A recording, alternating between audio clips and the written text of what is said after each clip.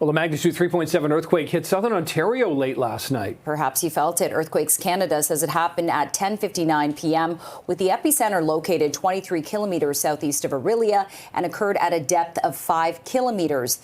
The website Did You Feel It link had about 2,200 reports of people feeling the rumble from as far west as Kitchener, east through Toronto, all the way to Belleville, and as far south as Niagara Falls. There's no immediate word on any damage or injuries. For more on this, let's bring in CTV science and tech expert Dan Riskin. Dan, this is very interesting that, Orillia had an earthquake, but I understand that this isn't the first time this area has had something like this happen. So what's so special about this particular region?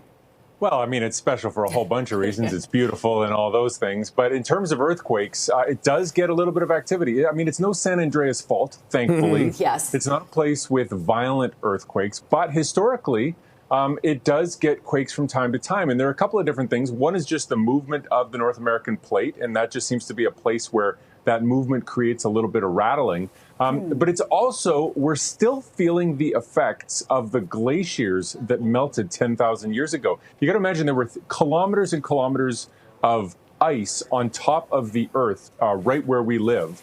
And it was pushing down on the Earth and it smushed it down into the ground. And as those melted, the Earth has slowly rebounded and cracked back up. And so a big part of what causes earthquakes in this part of the world is just the continued rebound of the plate with that weight lifted off of it now that those glaciers have melted. But this earthquake, no reports of any injuries, but certainly a lot of people felt it. You see those little pale dots that appear on that map.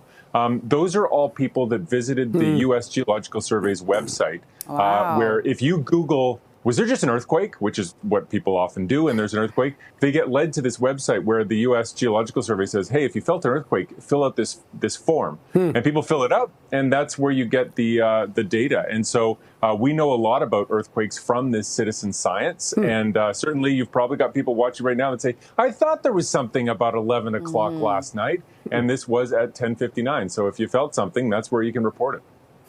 Okay, talk about a delayed reaction on 10,000 years, Dan. But I have a question for you. You just mentioned USGS. They're measuring it at about a magnitude of 4 or 4.1. The Canadian register is measuring it about 3.7.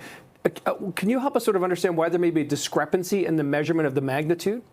I haven't had time to dig into it, but one thing that often happens that could be going on here is that there's one number for what the magnitude is 11 kilometers below the Earth and how big that was. And then there's the perceived magnitude at the surface right above where the earthquake happens. And that may be what that discrepancy is. It may be that it was a 4.1 at the epicenter and a 3.7 on the surface. But that's me inferring based on what I've seen in other early reports of earthquakes. And so we'll be watching to see what the official numbers look like. But yes, the U.S. Geological Survey is calling it a 4.1. They're saying it was 11.5 kilometers below the surface. And yeah, right. But there's complete agreement on where that star goes on the map.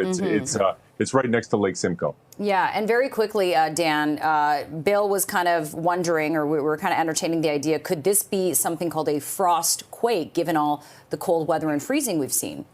Absolutely possible. I mean, it did occur 11 kilometers below the ground, and so it's unlikely that the weather up at the surface is going to have that big an effect on that kind of a time scale. But if you consider the melting of glaciers as part of the weather, then yes, absolutely. This is definitely a frost quake in the sense that the earthquake was caused by those glaciers melting 10,000 years ago. So in a sense it is, but who knows? I mean, we'll get more data as time goes on for sure. And of course, we'll be watching because often when there's one earthquake, you get more. So everybody should just pay attention. And if you do feel the ground shaking, maybe have a look at the U.S. Geological Survey website to see if there's been another.